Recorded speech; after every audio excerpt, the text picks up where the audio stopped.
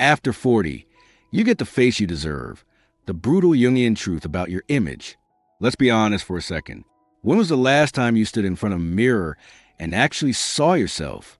I don't mean scanning for new wrinkles, checking your hairline, or aggressively examining the bags under your eyes. I mean looking deeply at the person inhabiting that reflection. When did you last feel a visceral sense of respect for the person staring back at you? Don't answer too quickly. If your mind just went blank, or if that image feels like a blurry photograph from a lifetime ago, then listen closely, because what we're discussing today isn't about fashion. It's about the psychology of self-concept. We need to dismantle a very comfortable lie.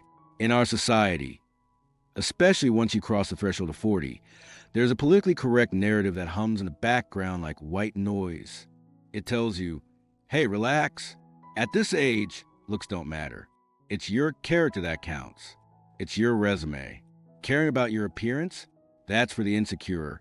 That's vanity. It sounds noble, doesn't it? It gives you a little hit of moral superiority. But here is the brutal truth. That is a lie. And it is a slow-acting poison that is eroding your sense of agency in this world. The person who shattered this illusion for me wasn't a fashion influencer. It was a Swiss psychiatrist, Carl Jung, the Jungian bombshell. Jung once shared a provocative insight during a private conversation with a highly successful, yet internally hollow individual. It was a statement that hit me like a bullet when I first heard it. He said, in essence, you must become obsessed with your outer form. Now, hold on.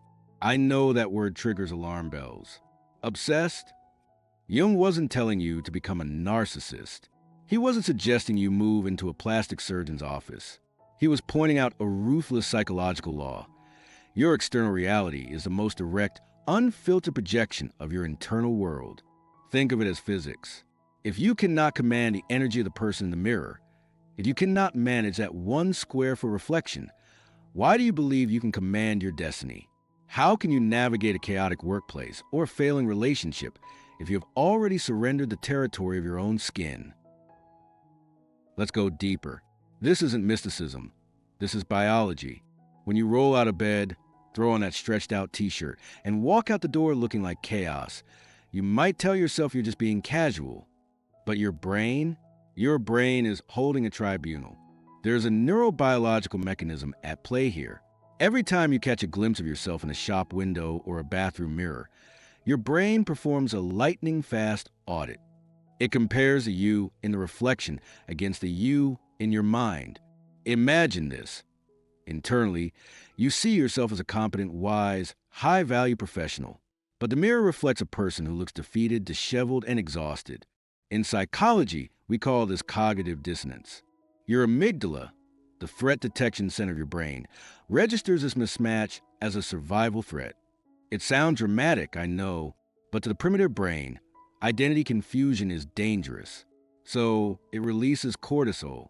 From that moment on, you are leaking energy. You are like a fuel tank with a crack in the bottom. Your creativity dips. Your patience thins. Why? Because your subconscious is spending precious energy all day long trying to suppress the shame of looking like someone who has given up. I can say this with such certainty because I was the fool who believed a lie. A few years ago, I was 52. By all metrics, I was successful. My calendar was full. I was flying around giving lectures. I felt important. Until one night, I had just finished a major keynote speech. I came home, completely drained, and my wife casually showed me a candid photo a photographer had snapped of me on stage. I stared at that photo for a full minute. Who is that man? He was wearing an expensive suit, yes, but he looked like a deflated balloon. His shoulders were collapsed forward. His eyes held a kind of hollow desperation. His skin looked gray. He radiated a signal that screamed, I am barely holding this together. In that moment, the photograph became a ruthless mirror. I was preaching about success and discipline, but my image was screaming. Fatigue, chaos, surrender. I felt physically sick. It was a visceral reaction to my own hypocrisy. That night, I made a decision in the dark. I vowed that I would never again allow my external image to contradict my internal ambition. I realized that image management isn't about vanity, it's about integrity.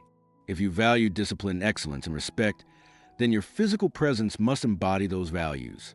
Otherwise, you are walking through the world telling a lie. This isn't about ego, it's about alignment.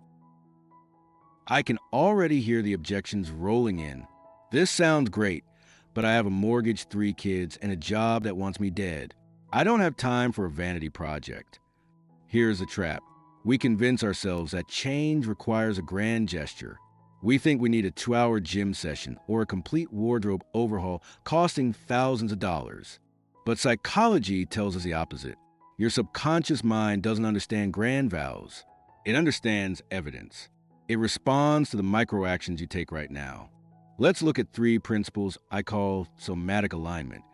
They are absurdly simple, but they compound like interest in a bank account. Principle 1, the 30-second mirror audit.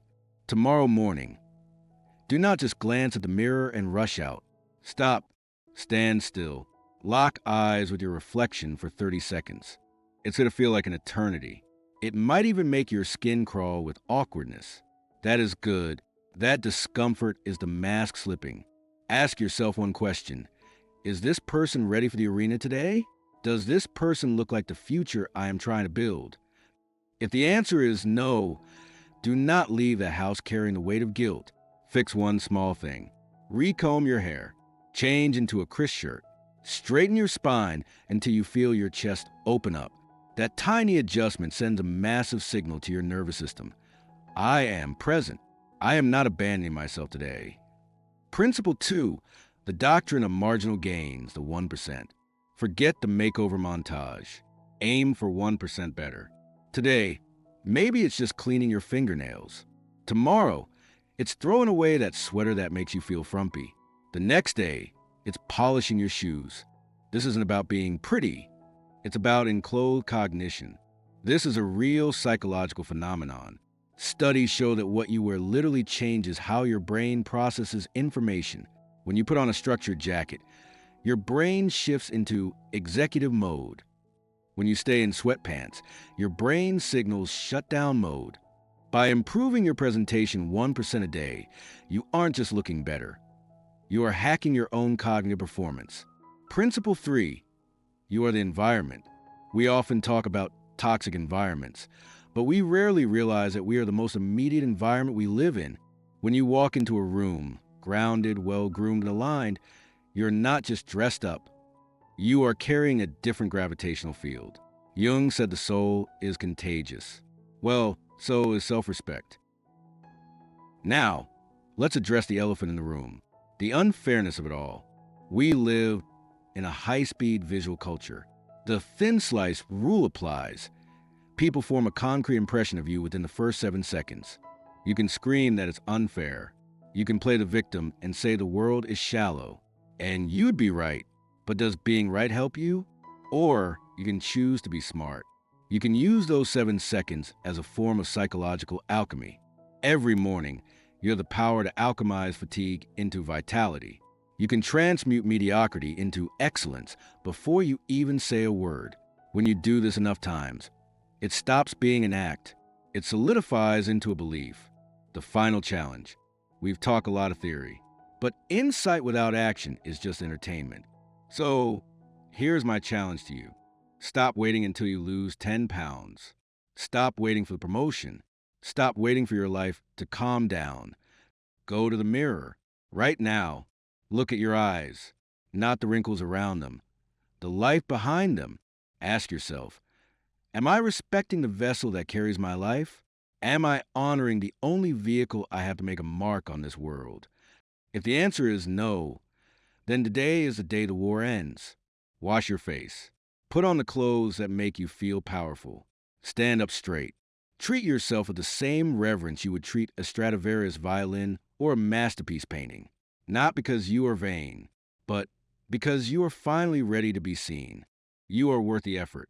Now, go show the world what that looks like.